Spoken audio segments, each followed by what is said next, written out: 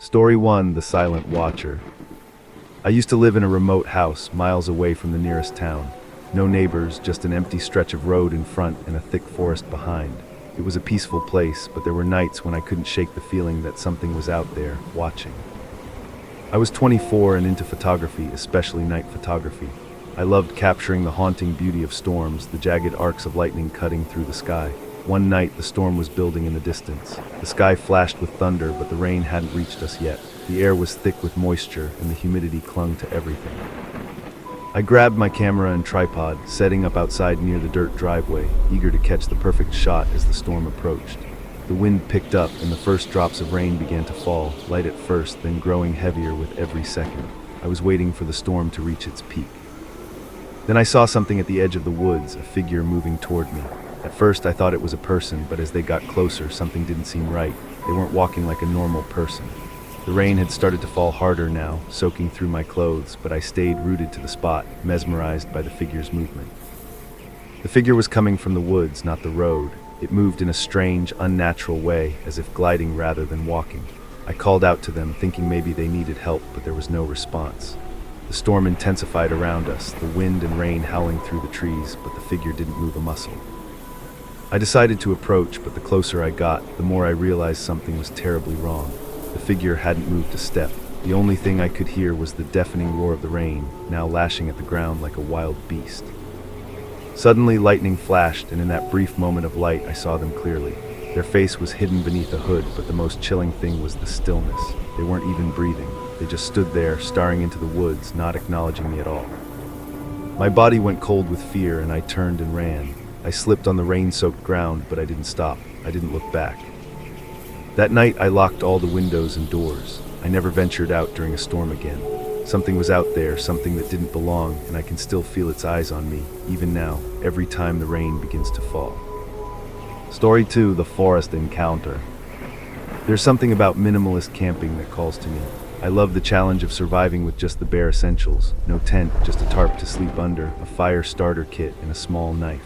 It's not for everyone, but for me, it's the ultimate test. The deep woods, far away from other campers, provide a solitude that I crave. In June, I decided to venture into the forest.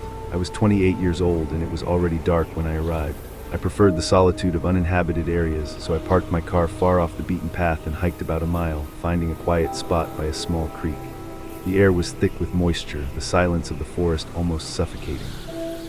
As night settled in, the rain began soft at first, like the gentle tapping of a drum, but then it exploded into a full-blown storm. The rain hammered against my tarp, a constant barrage of noise like 1,000 tiny nails tapping on the thin fabric. The thunder rumbled ominously in the distance, and every now and then the sky split open with lightning that made the forest seem like it was alive.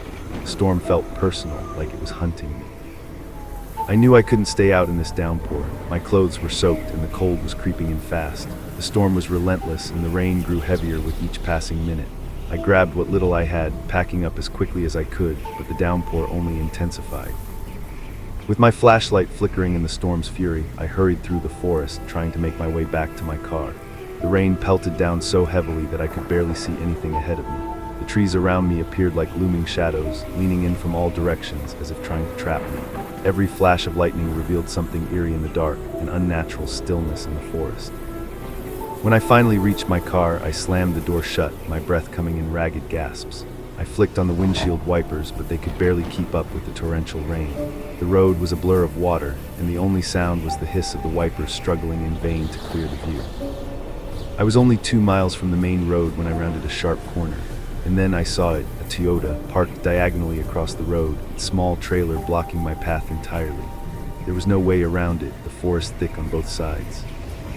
My hand trembled as I flicked on my high beams. Inside the car, I saw a man slumped over in the driver's seat, his head resting against the steering wheel. He was motionless, like a rag doll. My heart started to pound. Something about the scene felt off, but I couldn't put my finger on it. Then a flash of lightning illuminated something outside the car. A man lying face down in a puddle on the road. His body was unmoving, swallowed by the pouring rain, but he wasn't getting up. My gut twisted with unease. Something wasn't right. I didn't know what it was, but I knew I had to leave. My hand slammed into the gear shift and I began revering, trying to find a way around. I glanced nervously in the rearview mirror, my eyes flicking back to the Toyota when I froze in terror. The man in the driver's seat had straightened up and was staring at me with wide, unblinking eyes. The man on the road was no longer lying still. He was running toward me, his wet form charging through the rain. Suddenly, the trailer door creaked open and more figures, at least 5 or 6 men, emerged, running toward me with unnatural speed, their faces twisted in grotesque expressions. I didn't hesitate. My foot slammed onto the gas pedal, tires screeching against the slick road. The men were close now, their hands yanking at the door handles, but my doors were locked. I could feel their desperate presence closing in on me. The rain battered my car like a torrential waterfall as I sped away. I didn't stop until I reached the main road, my heart still racing, breath coming in gasps. The police never found anyone or anything matching my description. I know what I saw, though, and I will never go back to that forest to find out what they wanted. Story 3: The Intruder and the Storm. The house I grew up in was massive, too large for just me. My bedroom on the second floor overlooked the long driveway and the street that stretched far into the neighborhood. The wind howled through the trees at night, making the house creak, and there was always a strange, unsettling quiet, the kind of quiet that made me feel like I was being watched. I was 17 when this happened. My parents had gone out of town for the weekend, leaving me alone in the house.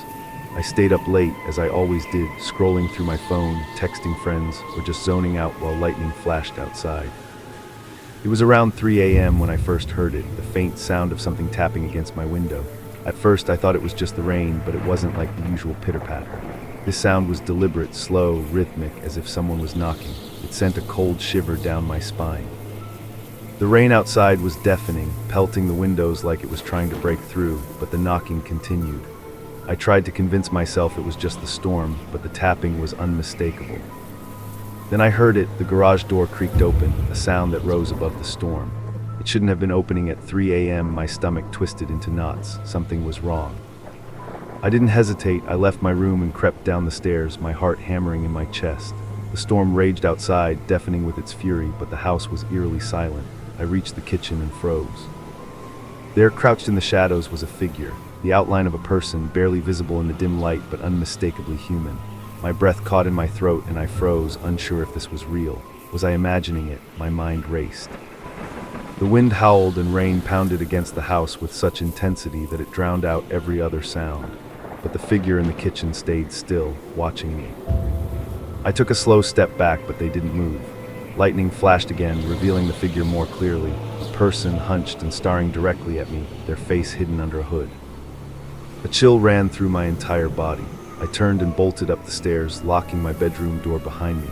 My hands were trembling as I dialed my dad, panicking. He answered, groggy but concerned. He asked if anyone was supposed to be in the house. When I told him no, his voice grew tight with worry. He told me to stay on the line while he called the police. The rain kept falling in torrents, drowning out any other sound. Minutes later, the police arrived and began searching the house. They found him in the basement, hiding behind some boxes, drenched from the storm, holding a large kitchen knife. The rain had kept him hidden, its constant noise masking his movements. I never found out exactly what his plans were, but one thing is certain, I was his target that night. And I'll never forget how the storm seemed to hide him, like it was working against me.